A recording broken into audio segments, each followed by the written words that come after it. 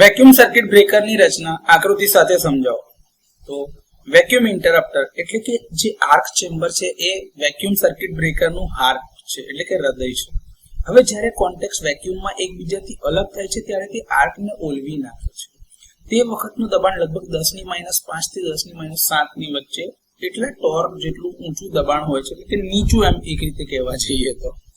વેક્યુમને જાળવવા અને ઇન્સ્યુલેશન પૂરું પાડવા માટે સિરામિક અથવા તો કાચ જેવા મટીરિયલનો અંદરથી ઉપયોગ કરવામાં આવે છે, જેને વેક્યુમ ટ્યુબ આપણે જે તમે જે ઇન્ટરપ્ટરની આજુબાજુ જે તમે જોવો છો ને ગ્લાસ એન્ક્લોઝર જે કવર છે એની આજુબાજુ એની વાત છે. ફિક્સ કોન્ટેક્ટ અને મૂવિંગ કોન્ટેક્ટ અને આર્ક શિલ્ડ જે એની આજુબાજુ આર્ક ચેમ્બરમાં લાગેલા હોય છે એ વેક્યુમ ચેમ્બરમાં રાખવામાં આવે છે. કોન્ટેક્ટ મટીરિયલ માટે કોપર ક્રોમિયમની મિશ્ર ધાતુ અથવા તો ટંગસ્ટન કોપરનો ઉપયોગ કરવામાં આવે છે.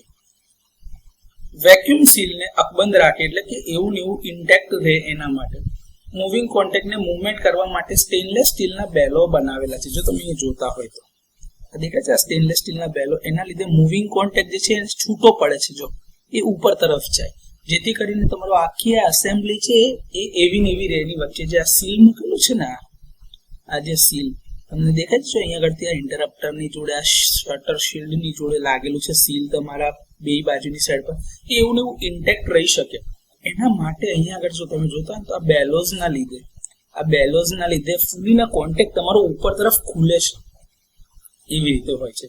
એટલે કે moving contact stainless steel bellow દ્વારા કંટ્રોલ મેથડ દ્વારા અથવા તો કંટ્રોલ મેથડ એટલે નિયંત્રણ પદ્ધતિ સાથે જોડાયેલ હોય છે, એટલે કે ઓપરેટિંગ મિકેનિઝમની વાત છે.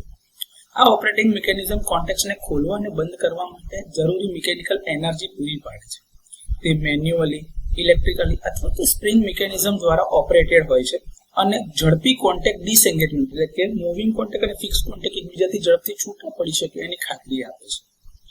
ઇન્સ્યુલેટિંગ હાઉસિંગ એટલે કે જે એન્ક્લોઝર છે એ એપોક્સી રેઝિન અથવા તો પોર્સેલિનથી બનેલું હોય છે. તે ફેઝ અને અર્થ વચ્ચે અને સાથે સાથે બાહ્ય ઇન્સ્યુલેશનની જરૂરિયાત પૂરી પાડે છે, સાથે સાથે સપોર્ટ પૂરા પાડે છે. કોપર અથવા તો એલ્યુમિનિયમથી બનેલા કરંટ કેરિંગ ટર્મિનલ્સ જે ઇન્ટરપ્ટરની અંદર ફિક્સ કોન્ટેક્ટની સાથે અને બહારની સાઈડ પર બાહ્ય એટલે કે એક્સટર્નલ સર્કિટ સાથે જોડાણ માટે અવેલેબલ હોય છે. હવે જે આ આર્ક શિલ્ડ જે છે, જે આ શટર તમને દેખાય છે ને સ્પટર શિલ્ડ જે આ દેખાય છે એ તમારા આર્ક શિલ્ડ છે. જે મેટલ શિલ્ડ છે એ નળાકાર સ્ટેનલેસ સ્ટીલનું એક એન્ક્લોઝર એક કવચ છે જે વેક્યુમ ઇન્ટરપ્ટરની અંદર મૂકવામાં આવે છે.